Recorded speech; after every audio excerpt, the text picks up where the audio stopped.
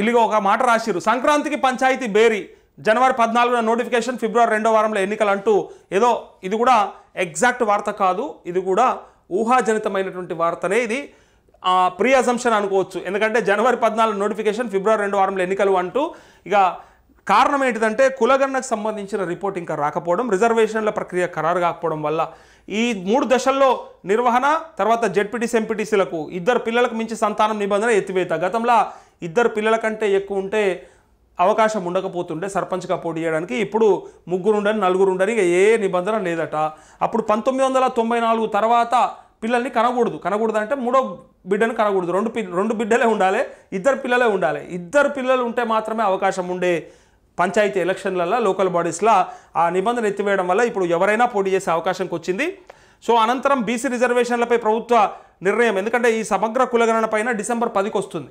ఇప్పుడు December 9 Sonia Gandhi birthday తెల్లారి పూర్తి నివేదిక వస్తుందట. అందుకే రాష్ట్ర ప్రభుత్వం కసరత్తు చేస్తున్నట్టు ఈలోగా రైతు భరోసా, ఇదే అసలు ముచ్చట. మనకేం కావాలి ఫైనల్గా, రైతు భరోసా ఎప్పుడు వస్తుంది అనేది ఆలోచన. దానికి ముడిపెడుతూ ఇగో రైతు భరోసా రావాలంటే ఇది ఉన్నది అని చెప్పి రాసిరు. ఇక్కడ 12,867 పంచాయతీలు ఉన్నాయి, మొత్తం 538 జడ్పీటీసీలు, 5,817 ఎంపీటీసీలు. ఇక రైతులారా, రైతు నాయకులారా, ఒకసారి మనమే పరిపాలించే శక్తి ఉంటే, మన చేతుల్లోనే అధికారం ఉంటే, మనమే గనక అన్నీ సాధించుకునే అవకాశం వస్తే మన వాళ్ళే నిలబడితే సరిపోతుంది. ఎక్కడైనా రైతులు నిలబడి వాళ్ళు గెలుచుకుంటే, భవిష్యత్తులో వ్యవసాయం మీద ప్రేమ ఉన్నోడు ఉంటే రైతుల కోసానికి ఆలోచిస్తారు. అట్లే గ్రామాలల్లో ఏ సమస్యలు ఉన్నా కూడా తీర్చే అవకాశం ఉంటుంది. అందుకే రైతులకి మంచి అవకాశం ఇది. కావాలంటే 12,867 గ్రామ పంచాయతీలు ఉన్నాయి, ఇందులో సగం మంది రైతులు నిలబడుర్రి, ఏం కాదు. ఈసారి అవకాశం కోసం ప్రయత్నం చేయండి.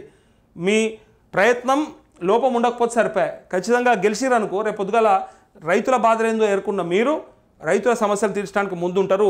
అట్లే జెడ్పీటీసీలు ఎంపీటీసీలు కూడా అవకాశం ఉన్నాయి ఇక్కడ.